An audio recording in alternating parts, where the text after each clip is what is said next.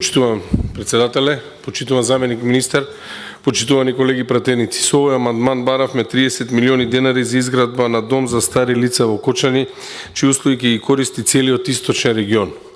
Токму овој амандман е, не знам како да ви објаснам, слика и прилика за лицемерието кое што го има и кое што можеме да го видиме во оваа влада на СДСМ и ДУИ. Кочани веќе 6 години, 7 години чека за овој старечки дом. Да ве навратам наназад. Проектот за старечкиот дом во Кочани започнува уште од претходниот градоначалник, кој што беше од редовите на СДСМ.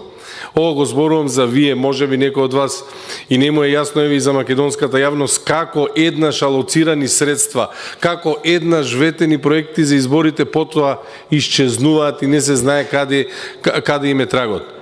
Мила Царовска доаѓа во Кочани и известува целата јавност дека како дел од средствата кои што се обезбедени поради одложување на градење на аеродромот, карго аеродромот во Штип, се обезбедени средства за старечки дом во Кочани. Што се случува понатаму?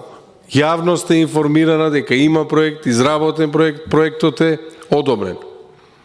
Понатаму, Љупчо Николовски, истиот оној кој што ви менува фотели во владата веќе 7 години, кој што од министер за земјоделие, па не знам, борец против корупција, кога го достигнавме дното по корупција, еве сега гледаме дека повторно е на местото министер за земјоделие и повторно на вестите гледате како се сетил на секои 3 години да гради скијачки центар, исчезнуваат средствата.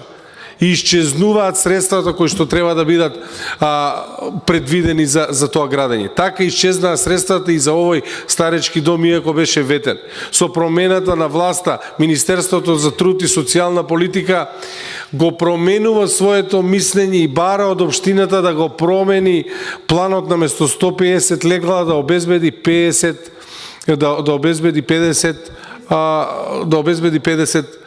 легла, односно да го ревидира проектот. Само за пример, од 2002, во 2002 во Кочани има 10,2% население кое што е над 65 години.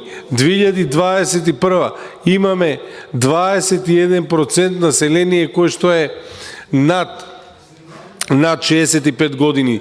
Значи, рапидно и брзо ни старее населението во истокот.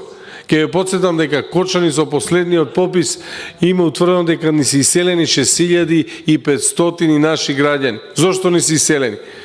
Па еве, пред неколку амандмани баравме средства од државата да се обезбедат за водоснабдителни системи за кои што треба да обезбедат чиста вода на пиење.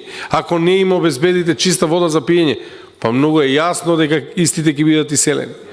Во цел исток, единствениот старечки дом и се наоѓа во Берово. Немате старечки дом во држава во која што рапидно ни старее населението. Не можете ваквите проекти да ги ветувате само за избори, не можете ваквите проекти да ги врзувате само со одредени ваши политички истомисленици и вака да настапувате. Пред избори ги ветувате средствата, истите се алоцирани, лиферувате вести дека ќе се гради, за поизбори средствата предвидени за старечкиот дом, за скијачкиот центар и така натаму да ви исчезнуваат. Тоа е шемата која што ја работи владата на СДСМ и ДУИ. Уште еднаш апелирам до Министерството за финансии, овие средства да бидат обезбедени затоа што се ветени уште пред 6 години и истите се алоцирани за изградба на овој старечки дом.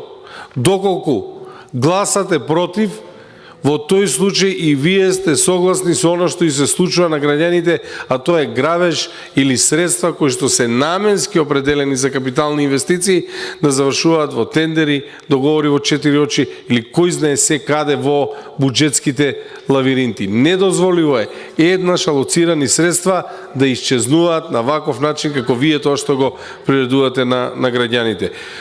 Со ова сметам дека целосно сте запознати со проектот за старечкиот дом во Кочани. Ке повторам уште еднаш, единствен старечки дом е во Берово. Ова е итна потреба на граѓаните во Македонија, особено од источниот дел. Ви благодарам.